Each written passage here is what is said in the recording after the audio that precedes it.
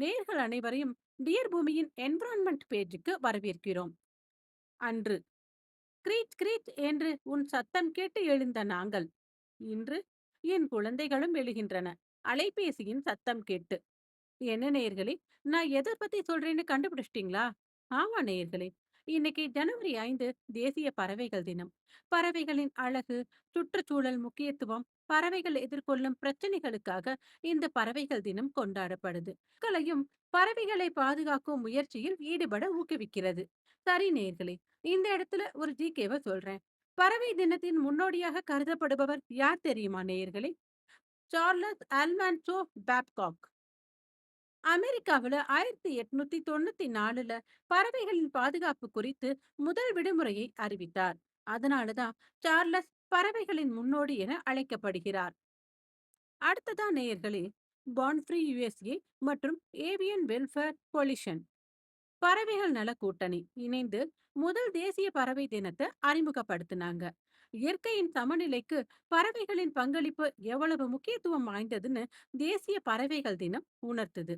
பறவை ஆர்வலர்கள் பறவைகளை தத்தெடுப்பதன் மூலமும் பறவைகள் வாழ்விட பாதுகாப்பு திட்டங்களை செயல்படுத்துவதிலும் நோக்கமாக வச்சிருக்காங்க. சரி நேயர்களே, பறவைகள் பற்றிய ஜிகேவை தெரிஞ்சுக்கலாம். உலகின் மிகப்பெரிய பறவை பூங்கா சிங்கப்பூரில் அமைந்துள்ள ஜிரோங் பறவைகள் பூங்கா. அடுத்து ஜெர்மனியில் வெல்ட் வோகல் பாக் வால்ஸ்ரோட். நேயர்களே, இது இரண்டுமே மிகப்பெரிய பறவை பூங்காக்கள் ஆகும். சரி நேயர்களே, அடுத்து இந்தியாவில் இருக்கக்கூடிய 4 பெரிய முக்கிய பறவைகள் சரணாலயங்களை பற்றி பார்க்கலாம். ஃபர்ஸ்ட், கியோலாடியே தேசிய பூங்கா, அதாவது பரத்பூர் பறவைகள் சரணாலயம், ராஜஸ்தான் மாநிலத்துல அமைஞ்சிருக்கு. சுமார் 400 வகையான பறவைகள் இருக்கின்றன. செகண்ட், சிலிகா ஏரி. இது ஒடிசா மாநிலத்துல இருக்கு. 1100 சதுர கிலோமீட்டர் பரப்பளவை கொண்ட மிகப்பெரிய உவர் நீர் ஏரி. வெளிநாட்டு பறவைகள் அதிகம் தங்கும் இடமா இருக்கு.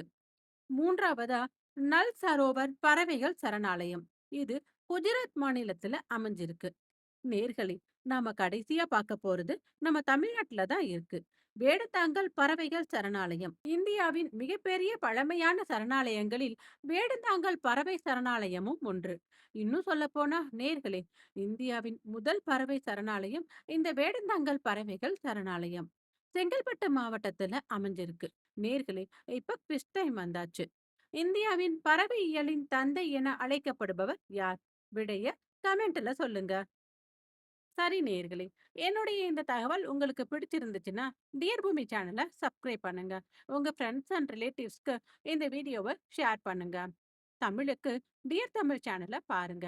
இன்ஸ்டாகிராம்ல டியர் எர்த் பேஜ் ஃபாலோ பண்ணுங்க. நன்றி நேயர்களே.